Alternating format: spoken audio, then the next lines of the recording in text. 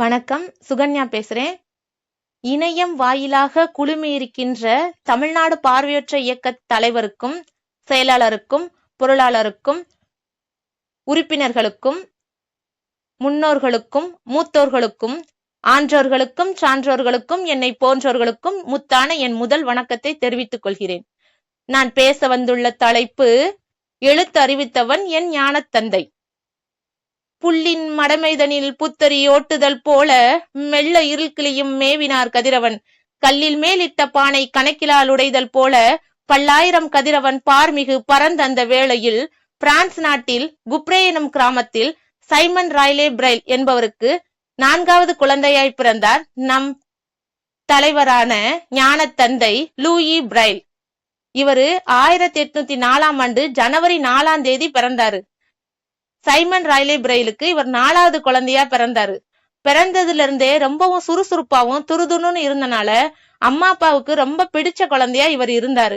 பிறந்ததுல இருந்தே இவர் வெளிச்சம் தான் ரொம்ப பிடிக்குமா. தீப வெளிச்சம் இருந்தாரே தூங்குவாராம். இருட்டுங்கிறதே அறியாத குழந்தையா இருந்தாராம். அப்படி இருந்த நம்ம லூயி பிரைல் 3 வயசா இருக்கும்போது அவங்க அப்பா வச்சிருந்த குதிரை லாடம், இந்த தோல் பொருட்கள் செய்யற அந்த இதுல பட்டறையில இவரு விளையாண்டுகிட்டு இருந்தாரு. சின்ன பிள்ளையில இருந்தே கம்பி, இரும்பு, மரக்கட்டை, இந்த மாதிரி தோல் பொருட்கள், ஊசி, நூல், இந்த மாதிரி பொருட்கள்லாம் விளையாண்டு பழகுனனால அவர் விளையாடிட்டு இருக்கும் போதே கத்திய வச்சு மர துண்டுகளை வெட்டணும்னு வெட்டும் போது அந்த கத்தி தெரியாம அவரோட கண்ணுல பட்டு கண்ணுல இருந்து ரத்தமா வந்து கத்தவும் அவங்க அம்மா எட்டி பார்த்த உடனேதான் தெரிஞ்சிச்சு தம் பிள்ளைக்கு என்னடா கண்ணு இப்படி ஆயிடுச்சேன்னு. உள்ளூர்ல இருந்த மருத்துவமனையில போய் பார்க்கவும் சாதாரண ஒரு மருந்தை வச்சு கட்டி சரியாயிரும்னு அனுப்பிவிட்டு நாளடைவுல அது அப்படியே இன்னொரு கண்ணையும் பாதிக்குங்கிறது அன்னைக்கு அவங்களுக்கு தெரியாத போயிடுச்சு. கடைசியில அந்த இன்னொரு கண்ணும் பாதிச்சு அவருக்கு ரொம்ப வலி தாங்க முடியாம வலி பாதி இருள் பாதின்னு பாதி நாட்கள் அப்படியே ஓடிடுச்சு. கொஞ்ச நாள் கழிச்சு அவருக்கு 8 வயசு ஆகும்போது சுத்தமா தன்னோட முழு பார்வையை இழந்தவரா போயிட்டாரு நம்மளோட ஞானத்தந்தை லூயி பிரைல்.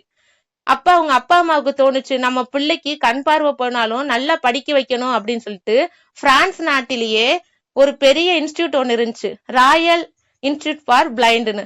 அந்த இன்ஸ்டிடியூட்ல இவருக்கு வந்து ஸ்கூல் சேர்த்து விட்டாங்க. அதுக்கு உதவியா இருந்தவங்க யாருன்னு பார்த்தோம்னா பாதிரியார் வாலண்டைன். அவரோட உதவினால இவர் நல்லபடியா ஸ்கூல் நல்லா படிச்சுட்டு இருந்தாரு.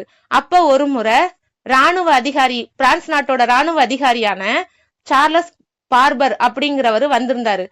சங்கேத மொழிகள்ல ராணுவ அதிகாரிகள் நைட் நேரத்துல இரவுல வந்து நாங்களோட எழுத்து மொழிகளை எப்படி பரிமாறிக்கிருவாங்க அப்படிங்கறத அந்த ஸ்கூல் பிள்ளைகளுக்கு விளக்குனாங்க.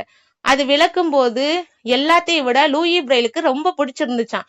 அப்ப அதே நினைப்புல இருந்தாரு. இப்ப அங்க எப்படி ஸ்கூல் படிப்புகள் எப்படி இருந்துச்சுன்னு பார்த்தோம்னா வாசிக்க சொல்லி தந்துருவாங்க. எழுத்து முறை எப்படி இருந்துச்சுன்னா ஆணியை வச்சு பெரிய பெரியதா மேடா எழுதி தருவாங்க. அந்த எழுத்துகள் வந்து பிள்ளைங்களுக்கு புரியாம கஷ்டப்பட்டு படிச்சுற விதமா இருந்துச்சு. அதனால லூயி பிரைலுக்கு இது நம்மளுக்கு நல்லா இருக்குமே, நம்மள மாதிரி பிள்ளைகளுக்கும் பயன்படுமே அப்படின்னு சொல்லிட்டு நம்மளுக்கு விளக்கேற்ற விதமா அவர் இருந்தாரு. அப்ப பாதிரியார் உதவி வாலண்டைன் இருந்தார்ல, அவரோட உதவினால திரும்ப போய் நம்ம லூயி பிரைல் என்ன பண்ணாருன்னா அந்த ராணுவ அதிகாரியா இருந்த சார்லஸ் பார்பரை போய் சந்திச்சாரு. அவரை சந்திச்சு சங்கேத மொழிகள் எப்படி இருக்கும் அப்படின்னு சொல்லி கேட்டு அதெல்லாம் விளக்கி அதை கத்துக்கிட்டு அதன்படி 8 வருஷம் கடின உழைப்பு, அந்த உழைப்புக்கு அப்புறம் 1829ல 6 புள்ளிகளை கொண்டு எழுத்த உருவாக்க முடியும் அப்படின்னு கண்டுபிடிச்சு காமிச்சாரு. அதனால ரொம்ப சந்தோஷப்பட்டாரு ராணுவ அதிகாரி, சந்தோஷப்பட்டாரு. இந்த இதை வந்து நம்ம ஸ்கூலுக்கும் சொல்லணுமே சொல்லிட்டு ஸ்கூல்ல சொல்லும் போது பார்வையற்ற பிள்ளைங்களுக்கு புரிஞ்சுச்சே தவிர பார்வை உள்ளவங்களுக்கு புரியாத ஒன்னா இருந்துச்சு. அப்ப இருந்த கல்வியாளர்கள்ட்ட இதை கொண்டு போய் சேர்க்கணும்னு அவரும் முடிஞ்ச வரைக்கும் கஷ்டப்பட்டு உழைச்சது யாருக்குமே அது புரியாத புதிராவே இருந்துச்சு.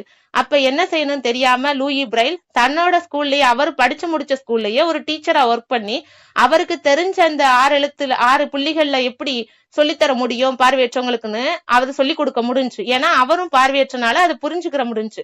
எல்லாருக்கும் நல்லா கத்துக்கிட்டு நம்மளுக்கு எழுத்தறிவித்த ஞானத்தந்தையா விளங்குன அவரு 1852ல தன்னோட 43வது வயசுல உடல்நல கோளாறு காரணமா இறந்துட்டாரு. இறந்த உடனே கொஞ்ச நாள்லயே அவங்க கிராமமான குப்ரே கிராமத்திலேயே அடக்கம் பண்ணிட்டாங்க. அவர் இறந்து 2 ஆண்டுகளுக்கு பிறகுதான் அந்த மக்கள் எல்லாருக்கும் புரியுது, ஆகா நம்மளுக்கு அழகா சொல்லி தந்த நம்ம லூயி பிரெயில இழந்துட்டோமே, இப்படி பாடம் சொல்லி கொடுத்திருக்காரே, நம்ம மக்களுக்கு எல்லாம் பயன்படுமே அப்படின்னு புரிஞ்சு பிரான்ஸ் அரசும் ஒத்துக்கலாம் அப்படின்னு யோசிச்சு அந்த பிரெயில் முறைய பயன்படுத்தினாங்க. அப்புறம் அவருக்கான அங்கீகாரத்தை நம்ம இன்னும் கொடுக்கலையேன்னு 100 ஆண்டுகளுக்கு பிறகு 1952ஆம் ஆண்டு தான் அவருடைய ஜூன் 20ஆம் தேதி அவர் இறந்து உடல் புதைச்ச இடத்துல இருந்து தோண்டி எடுத்து அத அரசு அங்கீகரிக்கப்பட்ட ஒரு இடத்துல அடக்கம் பண்ணி அவருக்கு ராணுவ மரியாதை செலுத்து அடக்கம் பண்ணி எல்லாரும் வணங்குனாங்க. அவர் இருக்கும்போது ஏளனமாவும் இழிவாவும் பேசின அவ்வளவு பேரும் நம்மளுக்கு இப்படி பண்ணிட்டோமே, லூயி பிரெயில் இப்படி பண்ணிட்டோமேன்னு அவ்வளவு பேரும் வணங்கி மன்னிப்பு கேட்கிற விதமா 4 சைடுல இருந்தும் அவருக்கு மரியாதை கொடுத்து வணக்கம் செலுத்தினாங்க. அவருக்கு அப்புறம் இன்னும் 200 ஆண்டுகள் ஆகியும் நம்மள மாதிரி பார்வையற்றவங்களுக்கு ஒரு சிறந்த எழுத்துருவா 6 புள்ளி எழுத்து பயன்படுது. எழுதுறதுக்கு நம்ம பயன்படுத்துறோம், வாசிக்கிறதுக்கும் பயன்படுத்துறோம். சித்திரை எழுத்துக்களை மிஞ்சினது நம்ம எழுத்தா இருக்கு. எப்படின்னா வலது பக்கத்துல இருந்து எழுதி இடது பக்கம் வாசிப்பாங்கன்னு சித்திரை எழுத்துக்களை சொல்றாங்களே, அந்த எழுத்துக்களை அளவுக்கு நம்ம எழுத்துக்களை கண்டுபிடிச்ச லூயி பிரெயில ஞானத்தந்தைன்னு சொல்றதுல கண்டிப்பா சாத்தியமாகும். நம்மளுக்கு எழுத்தறிவித்தவர் ஞானத்தந்தை லூயி பிரெயில்.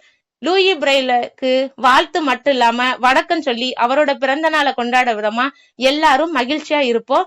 எல்லாருமே இந்த பிரெயில் லெட்டர்ஸ கத்துக்கிறதுல குறிக்கோளாவும் இருப்போம். நன்றி, வணக்கம்.